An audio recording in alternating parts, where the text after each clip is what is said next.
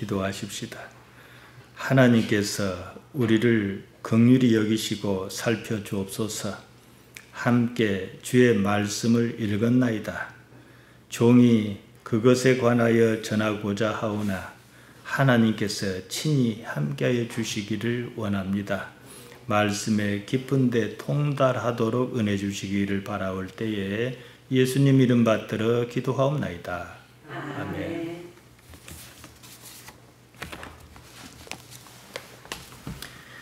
예수님과 함께 하려는 이유가 무엇인가? 우리가 주일마다 모이지 않습니까? 예배합니다. 이럴 때마다 항상 새롭게 나오는 것처럼 갱신해야 할 필요가 있습니다. 개똥밭에 굴러도 이승이 낫다 그럽니다. 조금 유식한 말로 수아마분 차생가원 이럽니다. 비록 말똥에 눕더라도 이곳 삶을 가히 바란다 이 말이에요. 개똥밭에 구르든 말똥밭에 구르든 이런 삶이 저런 삶보다 낫겠지 싶은 겁니다. 그럴 수밖에 없지요. 저 삶을 모르는데 이 삶이 나올 수밖에 없지 않겠습니까? 죽음 이유를 모르는데, 죽는다는 육신의 죽음입니다. 이유를 모르는데 어떻게 저쪽을 기대하겠습니까? 그러니까 저쪽 삶을 모르면서 뭐 천국이 어쩌고 영생이 어쩌고 그러면요 다 헛소리입니다. 무시간 탈레반이 아프가니스탄 카불을 점령했습니다. 미국이 자국문 철수를 위해서 카불 공항을 오늘도 아직 그러고 있을 거예요. 지키고 있습니다. 아프가니스탄 국민이 자국을 탈출하려는 모습이 딱 무엇과 같습니까? 6.25 때 한겨울에 벌어진 흥남 철수를 보는 듯 했습니다. 아프가니스탄 국민이 자국에서 탈출하려고 미군 수송기에 올라타려고 비행기 바퀴 랜딩 기어라 그러는데 거기에 올라타고 그 비행기가 떠나니까 떨어져 죽고 카메라에 잡혔어요. 남의 일 같지 않습니다. 공항 담장이 상당히 높습니다. 그 전투 지역이었으니까요. 그 너머로 아직 기저귀를 못 댄 아이를 미군에 건너는 모습이 카메라에 잡혔습니다. 아이만이라도 데려가 달라 이거예요. 미군이 아이를 받았어요. 그 전에 급하니까 아이를 던졌는데 아이들이 떨어져서 며칠 죽고 그랬대요. 미군 장병들이 그걸 보고 울고 그랬어요. 우리도 그랬지 않았습니까? 제가 무식한 탈레반이라고 했습니다. 탈레반이 뭐냐? 학생들이란 뜻이에요. 무슨 학생입니까? 이슬람교 율법을 공부한 학생들. 지금은 우리로 치면 신학생들이 우리 신앙에 따라서 율법에 따라서 나라를 세워보자 이런 사람들이에요. 쌍놈에게 권력을 쥐어주면 시칼로 형문한다더니 딱 그 짝입니다. 어느 신이 사람을 그렇게 죽이라고 한답니까? 종교를 핑계로 권력을 잡겠다 이것 아닙니까? 뭐 사랑제일교회인지 뭔지 정광 목사도 마찬가지예요. 총만 들지 않았지 똑같습니다. 자기에게 남을 쏴 죽일 만한 여건이 갖춰졌다면 분명히 하나님의 이름을 앞세워서 총질해야 될 것 아니겠습니까? 지금 여건이 그러지 못하니까 못하는 거죠. 말만 예수님 어쩌고 했지 예수님은 다 핑계고 생각이 다른 사람 많습니다. 언어적 폭력이든 물리적 폭력이든 폭력을 수단으로 삼아야 한다면 그것은 종교가 아닙니다. 어떤 사람이 예수를 믿는다 그러는데 막 어긋하다든지 좀 포악하다든지 이런 사람도 있잖아요. 예수님 믿는 거 아닙니다. 예수님께서 언제 그렇게 가르쳐 주셨습니까? 원수라도 사랑하라 그러셨는데 말이죠. 폭력은요 이 땅에서 벌어지는 일입니다. 간단히 말씀드리면 죽으면 끝나는 일을 가지고 이러고 저러고 하는 것은요 모두 가짜입니다. 그러지 않습니까? 정권 잡아서 뭐 하게요? 권력욕이나 명예욕이나 때로는 물욕을 해소할 방편으로 종교를 이용하는 것입니다. 육체가 없으면 소용없는 모든 것은 헛것입니다. 가짜입니다. 우리가 추구할 것이 아닙니다. 권력을 바라든 명예를 바라든 돈을 바라든 다 좋습니다. 그런 건 모두가 육체의 욕구라는 사실을 인식하고 있느냐 이 문제입니다. 영혼의 세계에 대한 그림이 없으니까 말만 영혼의 세계 어쩌고 했지 그 그림이 없으니까 그런 거예요. 대부분은요 자기도 모르게 그쪽으로 빠집니다.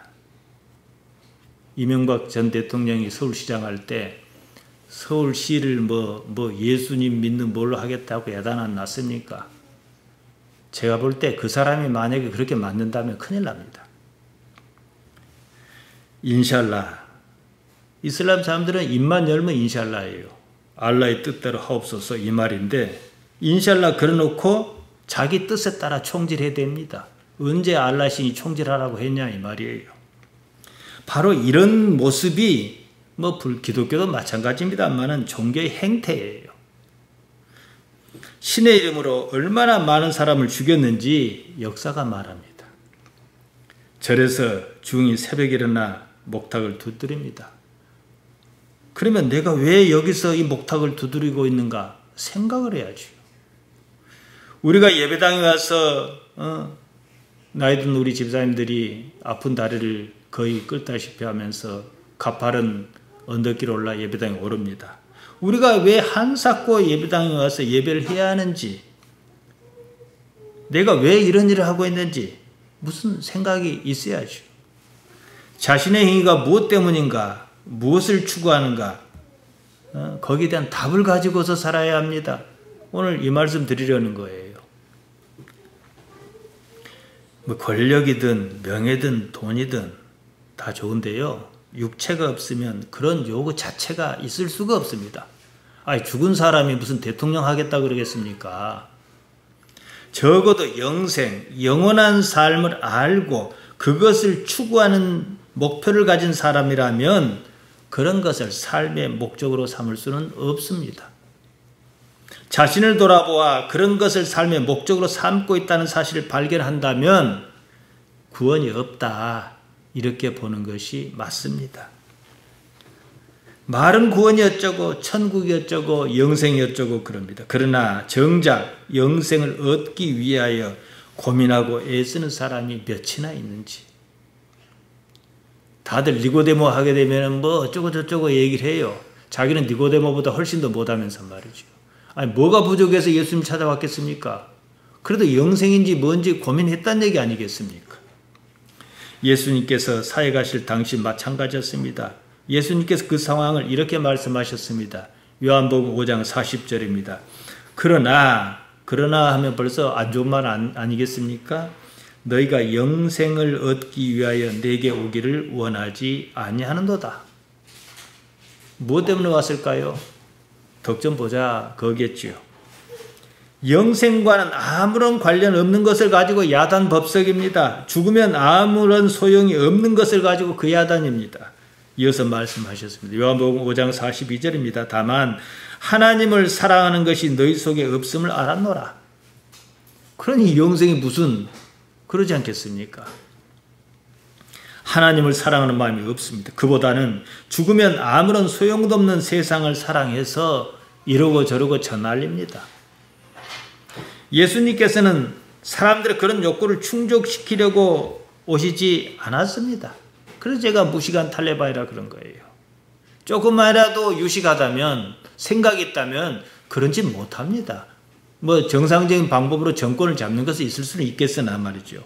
때문에 여전히 그런 요구를 굽히지 않는 사람을 떠나셨다는 거예요. 그들을 향하여 이렇게 말씀하셨습니다. 요한복음 6장 27절입니다. 썩는 양식을 위하여 일하지 말고 영생하도록 있는 양식을 위하여 하라. 이 양식은 인자가 너에게 주리니 인자는 하나님 아버지 하나님의 인치신 자니라. 그러셨습니다. 여러분 한번 생각해 보십시오. 삶의 목적이 무엇일 것 같습니까? 고추 농사 짓는 겁니까? 회사 크게 일궈서 돈 많이 버는 게 목적일 것 같습니까? 그것은 목적 아니에요. 살다 보니까 그런 일이 있는 거지요.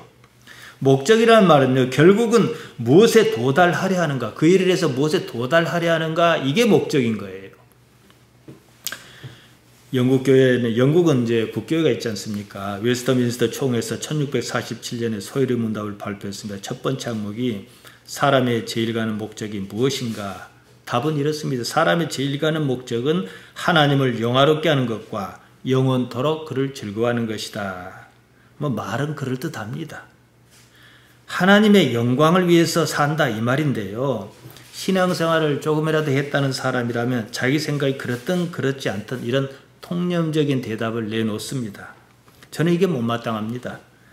해도 그만 안 해도 그만 그런 얘기입니다. 사람이 참 생각해 보세요. 사람이 하나님의 영광을 위해서 존재한다고 그럽시다. 그렇다면 말이에요. 그렇다면 하나님의 영광은 무슨 목적을 수행한다는 말인가? 모르잖아요. 생각해 보세요.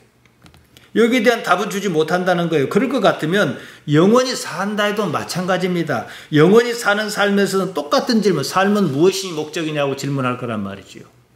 그럼 그 삶이나 그 삶이나. 물론 이조차도 생각 안 하는 사람이 대부분이지만 말이죠.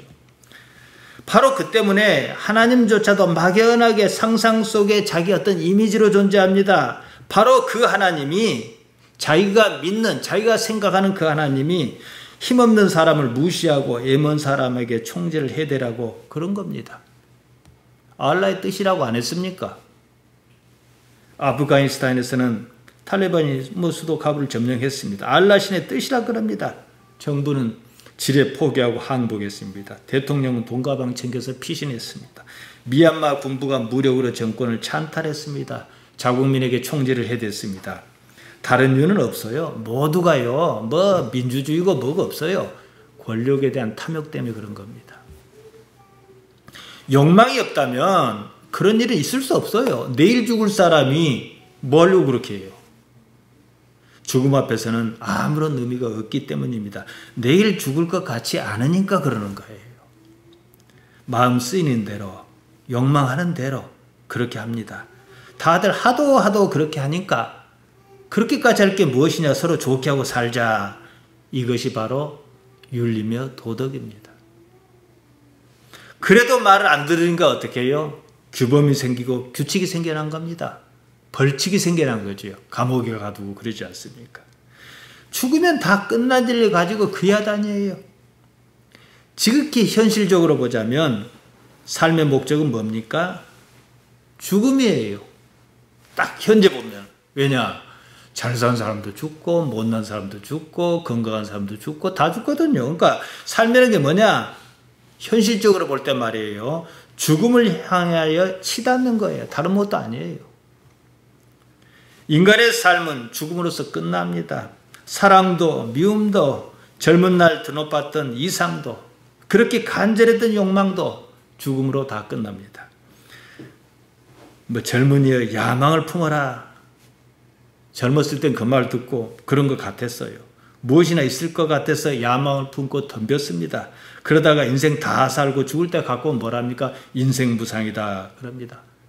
아무것도 없다 그 말이에요. 야망 무슨 야망입니까? 뭔가 하고 싶은 일이 있고 이루고 싶은 것이 많다면 아직 죽음이 멀었다 이렇게 생각해서 그런 거예요. 죽음이 코앞에 닥쳤을 때 살아온 지난날이 무슨 의미가 있겠는가 생각이 있어야 합니다. 지금 뒷집 할아버지가 돌아가신 지 제법 안 됐습니까? 서재에서 내려다 보면은 이제 돌아가시기 얼마 직전에 이제 연세도 많으셨단 말이에요. 평상에 앉아서 따뜻한 햇볕에서 흥얼흥얼 노래를 부르고 계시더라고. 그러니까 이게 오만 만감이 제가 교차해요. 내 나이가 저 나이에 이르면 저럴 것인가. 뭐 그것이 뭐 옳다, 그르다, 뭐 이걸 평가하지 않은 게 아니고요. 자, 그러면은 그보다 한 날이라도 적은 나는 무엇을 해야겠는가? 무슨 생각이 있어야지요. 죽음이 코앞에 닥쳤는데 살아온 지난날에 무슨 의미가 있겠는가 생각해야지요. 그러니까 기독교는 뭐예요? 매일 죽어야 해요. 오늘 저녁에 죽는다 하고 살아야 한다 이 말이지요. 삶은 어떻게 살아도 죽음 앞에서는 아무런 의미가 없습니다. 삶은 의미가 없어요. 그냥 사는 거예요. 잘 살아도 한 세상, 못 살아도 한 세상입니다. 나의 죽음, 나의 소멸은요, 나에 관한 모든 부조리의 종식을 의미합니다. 죽음과 함께 의미 없었던 삶이 모두 끝납니다. 삶에 의미가 있으려면요, 반드시 죽음을 넘어서는 가치를 가지고 있어야 해요. 우리 신앙이 이것 아니겠습니까? 죽음조차도 어떻게 못 해보는 그런 무엇이 나에게 있느냐, 이거죠. 무엇입니까? 부활은 그 때문이에요. 그것이 아니라면 예수님께서 한 사건 다시 살아나실 이유가 없어요. 사도 바울이 말했습니다. 고린도전서 15장 55절입니다. 사망아 너의 이기는 것이 어디 있느냐? 사망아 너의 쏘는 것이 어디 있냐? 너의 목표가 뭐냐? 죽음이 의미가 없다 이 말이에요. 죽음이 의미가 없으면 사는 이 삶은 또 무슨 의미인가? 이제 이걸 좀 생각하자는 것이 우리 기독 신앙이죠. 죽음이 의미가 없는 그때 비로소 삶은 의미가 있습니다. 진정한 의미죠. 즉 지금 내가 바라는 그것이 죽음을 넘어서 필요한 것이냐 이 말이죠. 지금 죽음이 의미가 없는 그런 삶을 살고 있는가 이것입니다. 이때부터 새로운 삶이 시작하죠. 한 부자가 있었습니다. 얼마나 복을 많이 받았는지 있던 곳간을 헐고 새로 지어야 했습니다. 또 얼마나 흡족했는지 모릅니다. 혼잣말로 이야기합니다. 누가복음 12장 19절에서 20절입니다. 또 내가 내 영혼에게 이르되 영혼아 여러 해 쓸 물건을 많이 쌓아두었으니 평안히 쉬고 먹고 마시고 즐거워하자 하리라 하되 하나님께서 이르시되 어리석은 자여 오늘 밤에 내 영혼을 도로 찾으리니 그러면 내 예비한 것이 누구 것이 되겠느냐 하셨으니 예수님께 이렇게 말씀하셨습니다. 영혼이라고 번역한 말 영 아닙니다. 푸시케입니다. 푸님 아니에요. 목숨이라 번역하기도 합니다. 재물은요 얼마나 쓸 데가 많습니까? 재물이 있어야 예배당 들어온 짐노도 다 이렇게 닦을 수도 있고 좀 헌데 있으면 고칠 수도 있고 그것만 따지면 재물은 많으면 많을수록 좋은 거예요. 하지만 재물이 아무리 좋아도 목숨이 끊기면 죽음이 닥치면 아무 소용이 없는 일입니다. 그러면 목표 설정을 잘못한 거예요. 부자는 재물이 많은 거잖아요. 그 재물 많아서 뭐 하게요? 잘 살자 이거 아니겠습니까? 근데 예수님께서 뭐 재물이 좋다 나쁘다 이거 말씀하신 거 아니에요. 너는 목표 설정을 잘못했다 이 말이에요. 단순히 생각해 봅시다. 하나님을 아버지로 생각하고 모시는 사람이 있습니다. 자기가 하나님 아버지 품에 있으리라고 생각합니다. 이런 사람이 삶의 초점을 어디다 맞추겠습니까? 이 삶을 통해서 무엇을 이루려 하느냐 이 말이지요. 집 사고 땅 사는 데다 초점을 맞춰 온 힘을 쏟으며 살까요? 이 육체를 데리고 사는 날 동안에는 먹고 마시고 입고 하는 일을 무시할 수는 없지만 그렇다고 그것을 최고 가치로 삼지도 않습니다. 왜냐? 육체가 죽으면 아무짝에도 쓸데가 없다는 사실을 잘 알기 때문입니다. 재산용 가지면 나 죽으면은 뭐 이 집은 큰아들, 이 집은 뭐 작은아들 뭐 이렇게 계획은 세울 수 있지요. 그거 하자고 사는 거 아니에요. 그러나 나 죽으면 나는 하나님 품에 어떻게 안길까? 요거 좀 생각하자는 거지. 왜냐? 육체가 죽으면 아무짝에도 쓸데가 없다는 사실을 잘 알기 때문입니다. 예수님께서 마태복음 6장 31절에서 34절에 하신 말씀이 그것입니다. 그런 것은 다 이방인이 구하는 것이다 그러셨어요. 이방인과 우리의 차이가 무엇입니까?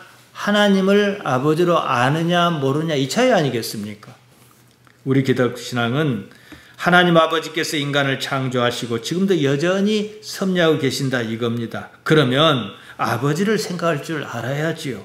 죽음을 넘어선 삶을 생각하지 않는 그런 삶은요 인간의 삶이 아닙니다. 그야말로 동물의 삶입니다.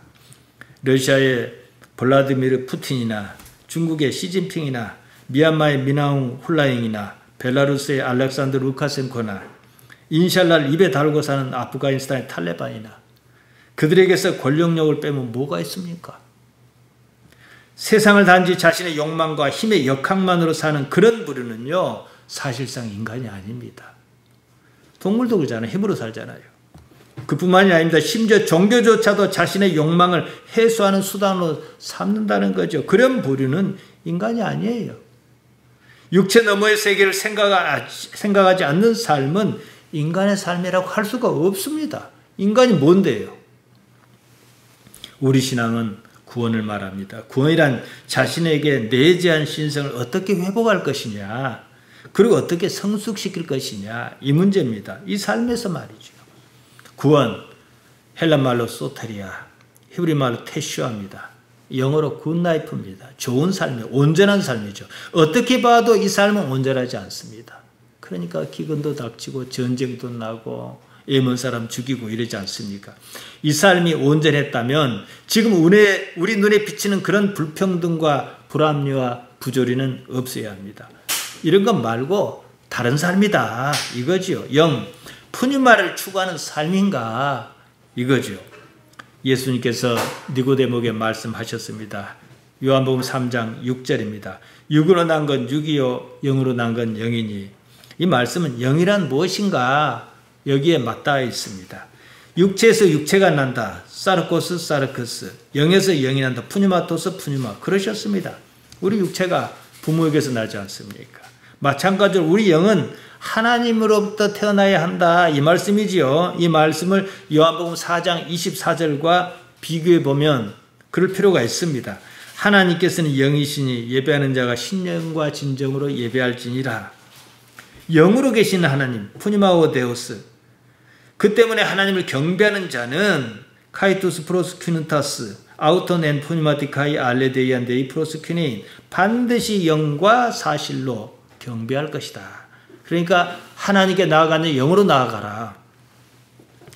하나님께서는 영이시다 그러셨습니다. 하나님께 푸니마시다 그러셨습니다. 바로 그 때문에 우리 또한 육체, 사르크스 말고 반드시 푸니마로 하나님께 나아가야 한다.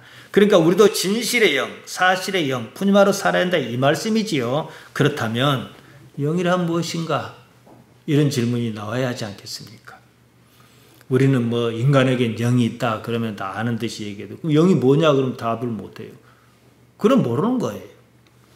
육체는 사르크스는 죽습니다. 영은 영원합니다. 하나님께서 영원하신 이유는 영이시기 때문이에요. 푸님하시기 때문이에요. 하나님께는 육체가 없습니다. 그래서 죽는 일이 없어요. 그러니까 육체의 일이 뭐예요? 죽는 것은 육체의 일이죠. 구원은 영의 삶, 푸뉴마의 삶입니다. 이렇게 말씀드리면 일단 다 짐작을 합니다. 하지만 무엇을 영이라 하는지에 대해서는 아직까지 잘 모릅니다. 우리에게 영이 있는가? 영이라 할 만한 것이 무엇인가? 육체와 구분할 수 있는 것을 영이라 생각하는데 아닙니다. 푸시케, 영혼, 뭐 정신, 마음 이런 게 있는데 사실상 이런 것조차도 육체의 영역에 속합니다. 그러니까 죽어버리면 슬픔도 없고 그런 게 없는 거예요. 감정, 이건 정신의 영역에서 해당하지 않습니까? 한사 꼭 구분하자면 이런 거 역시 육체와 뭉뚱그려서 통틀어서 몸이다 이런 거예요. 만일 내가 영의 사람이라면, 푸니마의 사람이라면 나에게는 어떠한 하마르티아도 없어야 합니다. 예수님께서 그러셨습니다. 그러나 현실적으로 나는 아직 거기까지 미치지 못합니다. 나는 영의 사람이 아닙니다. 아직은 말이지요. 다만 이 삶에서 온 힘을 다하여 힘써 영이신 하나님, 하나님의 영, 푸니마를 추구할 수는 있습니다. 나의 의지로 말이죠. 나의 선택으로 말이죠. 그러나 언제나 잊지 말아야 할 것은 하나님께서는 영으로 계신다 이 사실입니다. 육체를 가지고 사는 날 동안에는 우리에게 무엇을 영이다 할 만한 건 없어요. 다만 영, 하나님, 푸뉴마, 영을 추구할 뿐입니다. 영이신 하나님을 추구함으로 그 가능성이 열려 있다는 겁니다. 그러다가 평생 하나님을 앙망했어요. 내가 온 정신을 다해서 하나님을 사랑했습니다. 온 힘을 다해서 무엇이든 내가 할 수 있는 것을 다해서 하나님을 사모하고 사랑하는 그런 일을 했습니다. 그가 육체를 버리는 날, 우리가 죽는 날 어떻게 영으로 갈아탈 거냐 이 문제입니다. 사는 동안에 충분히 준비한 사람은 쉽게 그렇게 쉬워요. 그런 일은 순식간에 일어납니다. 그래서 도적같이 임한다 이런 표현 많지 않습니까? 등불을 든 열처녀의 비유가 그겁니다. 예수님께서 천국에 대하여 비유로 말씀하셨습니다. 천국이 어떻게 임하는지 마태복음 25장 1절에서 이렇게 시작합니다. 그때에 천국은 마치 등을 들고 신랑을 맞으러 나간 열처녀와 같다 하리니, 열처녀가 있었는데요. 이제 뭐 신부 들러리인지 뭔지 좌우지간 그런 일이 있었던가 봐요. 5은 미련하고 5은 슬기 있다 그랬어요. 미련한 5은 다 10명 다 등을 갖고 있었어요. 근데 옛날 등이란 것은 이 기름을 채워야 하잖아요. 근데 그 기름을 채우면 이게 계속 있으면 기름이 다 달아 없어질 것 아니겠습니까? 그러니까 갖고 있다가 신랑이 온다 그러면 그때 이제 기름을 채워가지고 불도 피고 이제 이럴 판이에요. 신랑이 오기로 했는데 언제 올지 모르겠어요. 전화도 없고 밤이 깊어 모두가 졸다가 열 다 잠에 빠졌습니다. 근데 갑자기 신랑을 맞으러 나오라 이런 거예요. 이제 등을 챙겼지요. 근데 미래단 다섯은 불을 붙일 기름이 없어요. 그래서 좀 달라 그러니까 가서 사와라 그런 거예요. 그러나 다섯은 이미 준비를 했기 때문에 불만 붙이면 돼요. 넣고. 결국 다섯은 기름이 없어서 신랑을 맞이하지 못했다. 이런 얘기입니다. 언제든지 등에 불을 붙일 수 있도록 기름을 준비하면 살았느냐. 지금 이 얘기 하시는 거예요. 안 그럴 것 같으면요. 누구 말 맞다나 뭐 하려고 한사구 예배당 옵니다. 죽기 직전에 예배당 오면 되지. 안 그러겠습니까? 앞서 어리석은 부자 얘기를 말씀드렸습니다. 부자의 관심 온통 재물에 가 있었습니다. 부자는 자기 영혼, 푸시케에 만족에 있었습니다. 푸뉴마가 아닙니다. 앞서 요한복음 4장 24절에서 보았던 영은 푸뉴마, 하나님 푸시케가 아닙니다. 푸뉴마입니다. 하나님께서는요. 푸시케, 영혼이 필요하지 않습니다. 육체가 따로 필요 없으시기 때문입니다. 따라서 이 삶에서 영을 위한 영을 영접할 준비를 어떻게 하였느냐 이게 관건입니다. 삶의 목적이라면 이것이 목적입니다. 그래서 등불을 든 열처녀의 비유를 말씀하신 겁니다. 하나님께서는 영 푸념하시니까 우리는 푸시케 혼을 다해서 이 부자의 혼은 어디가 있었습니까? 재물에 가 있었잖아요. 그러나 우리는 이 혼을 다해서 하나님을 의식하는 그 삶이 결국은 영이라 할 만한 것을 싹 틔우는 것, 준비하는 것, 이것이 삶입니다. 거듭 말씀드리지만 우리가 하나님을 현실적으로 느낄 수 없는 건 왜냐?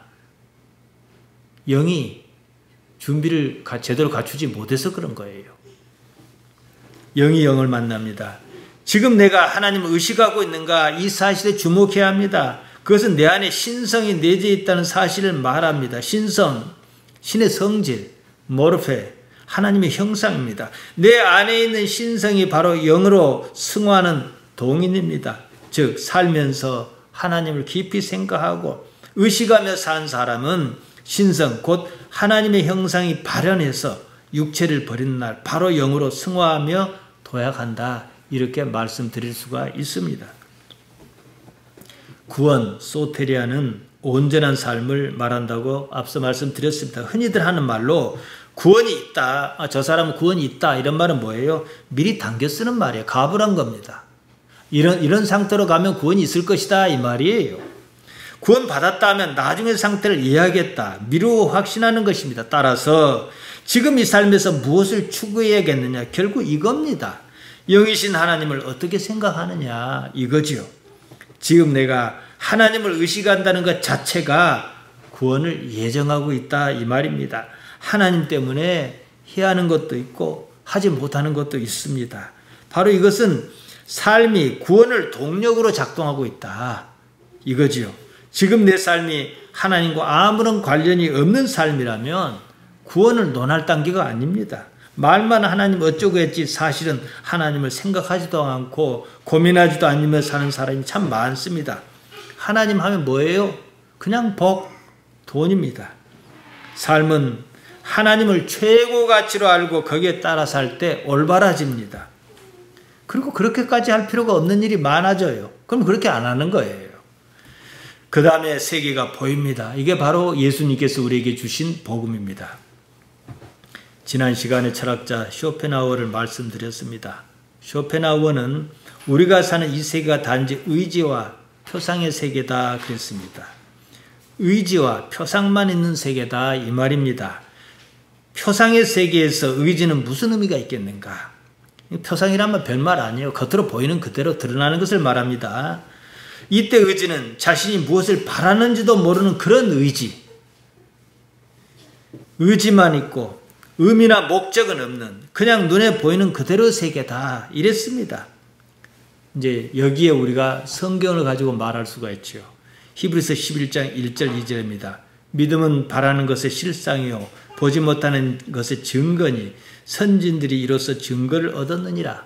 믿음이란 무엇이냐? 실상 휘포스타시스 본래 있던 것 실체를 바라는 것이다. 그 자체가 논증수단으로서 증거 엘렌코스다 이 말입니다. 이 말의 의미는 믿음이란 말을 하려면 적어도 이경지에 이르러야 한다. 그때는 이 세계가 아니라 영혼의 세계가 보인다. 믿음은 내가 믿고 싶은 간절한 바람을 믿는 그런 것이 아닙니다.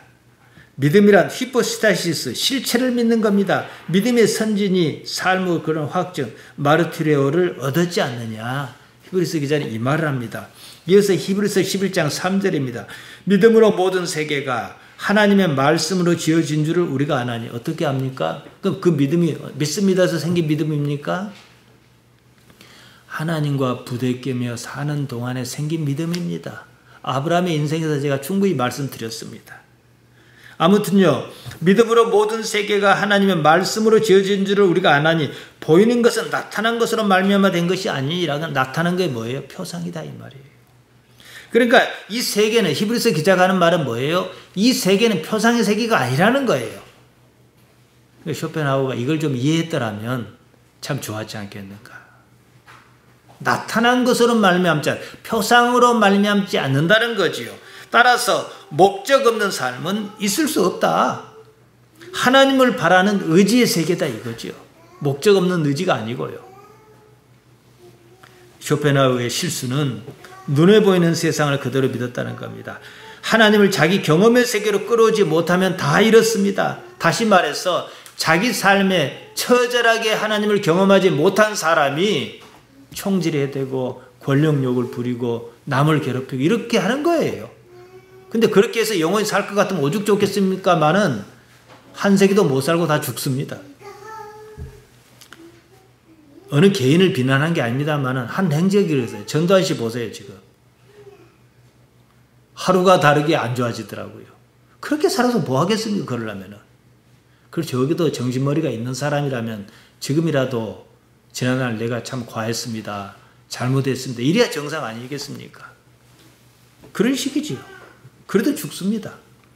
하나님을 자기 경험의 세계로 끌어오지 못하면 그렇습니다. 다른 말로 하나님의 나라를 경험하지 못하면 이 세상은 단지 의지와 표상의 세계가 맞습니다. 저는 참 이해를 못하는 게 아니라 이해를 못해서 못하는 게 아니라 말이 안 돼서 그런 건데요. 김아무개 목사는 그런 전두환 전 대통령 만찬자리에 참여하고 축복하고 이름만 되면 다 알만한 사람이 그랬어요. 도대체 뭘 믿는 건지. 예수님께서는 사람이 무엇을 바라는지 무엇을 믿고 싶어하는 것인지 다 아셨습니다. 거기다 한마디 지르셨습니다. 요한복음 6장 63절입니다. 살리는 것은 푸뉴마 영이니 육 사르크스는 무익하니라. 그러니까 너희는 무익한 육을 위해서 나를 찾았다. 나는 너희에게 줄 것이 없다.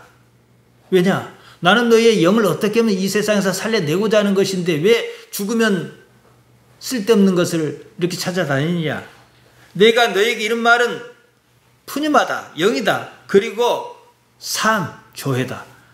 이러셨어요. 이제 이해가 가시죠? 그러니까 당신의 목적은 푸뉴마를 살리려는 것이다. 너희가 바라는 것은 육체, 사르크스의 요구다. 영의 요구가 아니다. 육체의 요구는 무익하다. 너희 요구는 헛것이다. 나는 너희의 요구를 들어줄 수 없다. 못 박으셨습니다. 그러자 제자 중에 많이 물러가고 다시는 예수님과 함께 다니지 않았다 그럽니다. 그렇지요. 서로 안 맞는데 어떻게 다니겠습니까? 그나마 그들은 낫습니다. 오늘날에는 예수님을 믿지도 않으면서 교회에 눌어붙어 있으면서 사고나 치니 말이에요. 정말로 저는 우리 집사람도 저하고 30년을 같이 있었습니다. 지금 다른 교회, 여타 교회에 있으면 참 묻고 싶어요. 목사님 있으면 목사님, 예수님 믿는 게 뭐요? 장로님, 예수님 믿는 게 뭐요? 묻고 싶어요. 그 대답도 못하면서 뭔 교회 자리 차지하고 있느냐고. 예수님께서 12제자를 향해서 말씀하셨습니다. 이 분위기를 봤잖아요, 제자들이. 요한복음 6장 67절에 너희도 가렸느냐? 너희도 저들과 생각이 같으냐? 이 말씀이지요. 베드로가 대답합니다. 요한복음 6장 68절에서 69절입니다. 시몬 베드로가 대답하되 주여 영원한 삶의 말씀이 있사오매 우리가 누구로 가오리까? 우리가 주는 하나님의 거룩하신 자이신 줄 믿고 알았삼나이다. 베드로가 한 말은요, 결론적인 말이에요. 성경을 어느 시점에 썼냐 이거지요. 사실상 성경은 예수님 따라다니며 쓴 거 아니에요. 한참 지난 뒤에 쓴 겁니다. 무슨 일이 있고 난 뒤에 생각을 충분히 정리해서 자기 생각을 넣어서 쓴 거지요.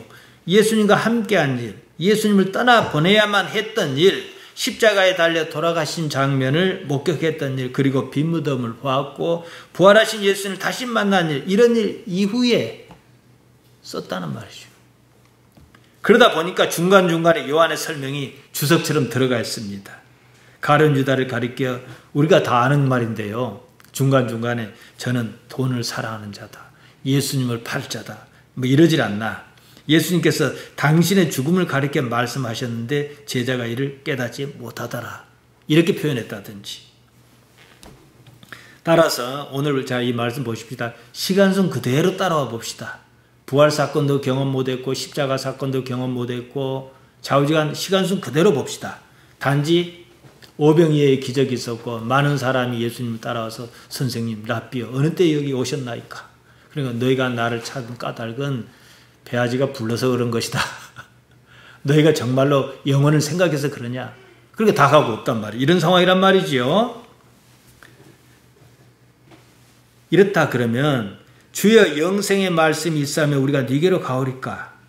그래놓고 십자가 사건이 있던 날에는 왜 예수님이 부인했습니까? 그러니까 이것은 감만 가지고 한 얘기예요. 우리도 그러지 않습니까? 제가 이 설교할 때 설교자로서 가장 주안점 둔 게 뭐냐?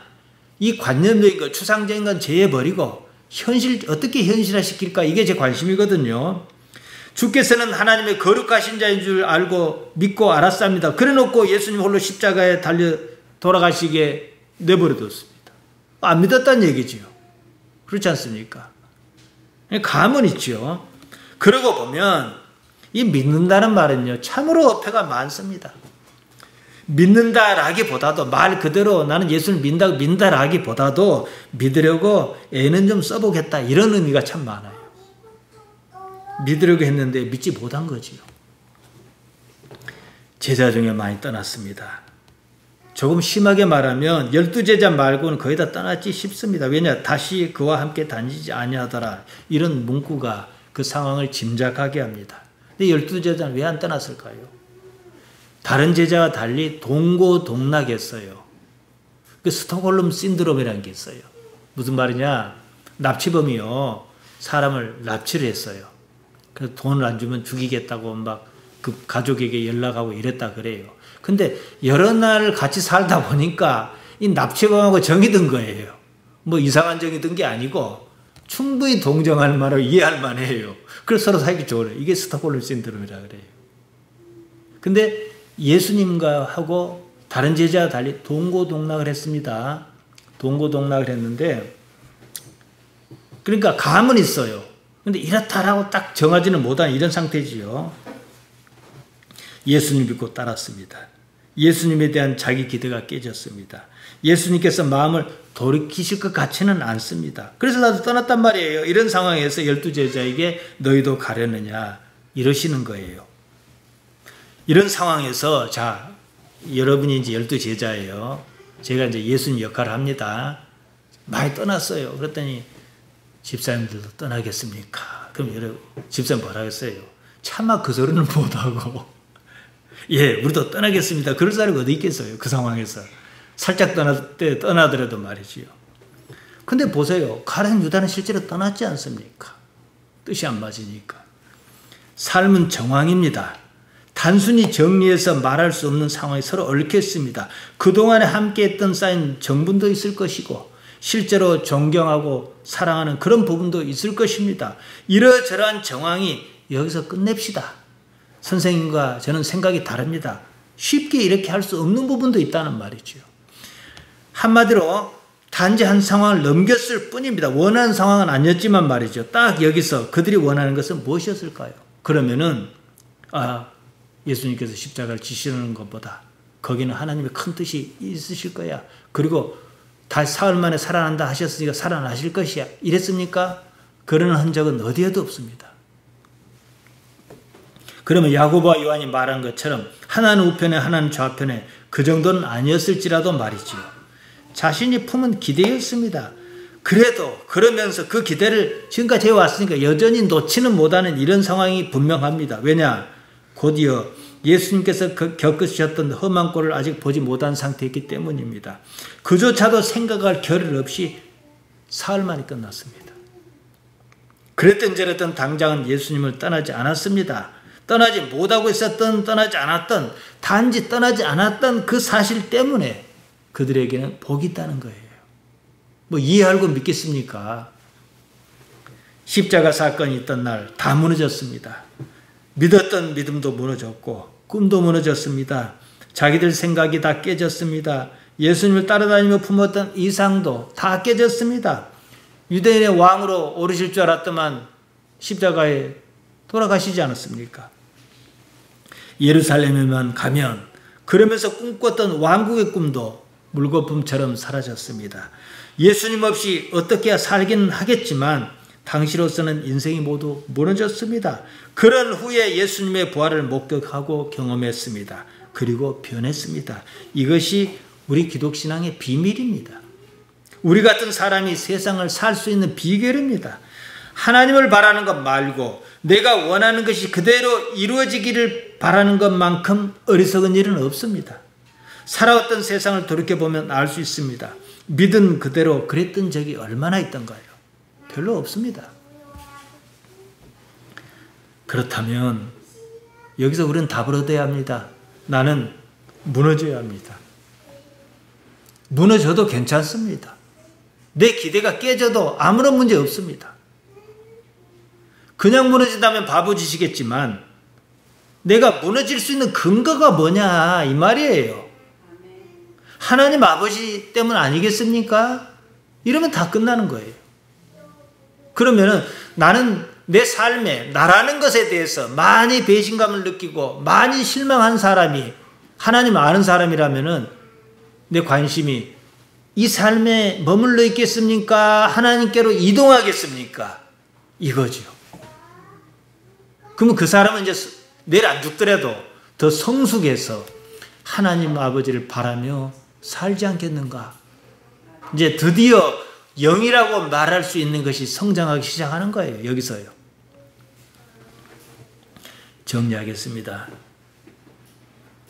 우리 집사님들은 이해하실 거예요. 세상을 많이 사는 경험이 있으니까요. 험한 세상 살지 않았습니까? 삶은 의미 없어요. 죽으면 다 끝나는 일이잖아요. 죽음 앞에서는 모든 것이 소용없습니다. 구원이란 온전한 삶을 말합니다. 육체의 삶은 어떻게 살아도 온전하지 않습니다. 육체가 죽는다고 다 끝나냐? 그러지 않습니다. 그랬을 것 같으면 우리 신앙은 바울이 말한 대로 다 헛것입니다. 우리가 믿노라고 애써왔던 모든 일이 헛사입니다. 그렇다면 예수님께서 한사코 다시 살아나셔야 할 아무런 이유가 없습니다. 십자가란 하나님 아버지 때문에 거룩한 선물이에요. 하나님 아버지 말고는 로마인이 사용했던 잔인한 사형틀입니다. 나라는 것을 버려 하나님 아버지를 얻게 하도록 길을 내는 것입니다. 이 삶을 고통으로 바라봐야 할 아무런 이유가 없습니다. 애초에 의미가 없는 삶이기 때문입니다. 온 힘을 다하여 내가 할 수 있는 모든 역량을 다해서 하나님을 의식하는 그것만이 이 삶이 있는 이유며 이 삶을 사는 목적입니다. 몇 년 전에 부부가 저를 찾아왔어요. 이제 그러니까 의도가 우리 교회 왔으면 하는 게 좀 있나 봐요. 근데 얘기를 하다가 그냥 큰 교회 이만저만에 가라 그랬어요. 왜냐? 이들은 애기들도 잘 가르치고 거기서 정말로 하나님의 자녀로서 이렇게 하는 데서 만족을 얻고 있단 말이에요. 근데 우리 교회는 그런 게 없잖아요. 근데 참 보면은 좋은 신앙이에요. 뭐 기쁜데 통달했는지 안 했는지는 차치하고 말이지요. 하나님 때문에 그럴 수 있다면은 거룩한 겁니다. 정말로 내가 하나님 때문에 아이들 사랑해서 이렇게 가르치고 이런 일을 좋아한다 그러면은 위대한 겁니다. 예수님과 함께 하려는 이유가 여러분 무엇이었습니까? 무엇 때문에 교회 나오며 예수님 믿노라 했습니까? 돈 때문이었습니까? 건강 때문이었습니까? 자식 때문이었습니까? 이건 옛날에는 그럴 수 있어요. 우리는 그건 유치한 수준이에요. 적어도 우리 수준에서는요. 죽으면 다 소용없는 일이거든요. 그런 것이 영원한 삶과 무슨 상관이 있습니까? 삶의 경계에 다다르면 무엇을 마주할 것 같습니까? 준비는 하고 계십니까? 이런 근본적인 질문에 대한 답을 항상 이 안에 담고 사시길 바랍니다. 내가 몰라도 그러면 하나님께서 깨우쳐 주실 것입니다. 그 능력으로 세상을 사는 여러분이 되시길 바랍니다. 아버지 하나님, 우리를 택하고 불러주셔서 감사합니다. 우리가 무엇을 바라서 이 자리에 왔겠습니까? 하나님 아버지, 살아계신 증거를 우리 사는 매일의 삶에 스스로 드러내 주옵소서. 그러면 살겠나이다. 예수님 이름으로 기도하옵나이다. 아멘.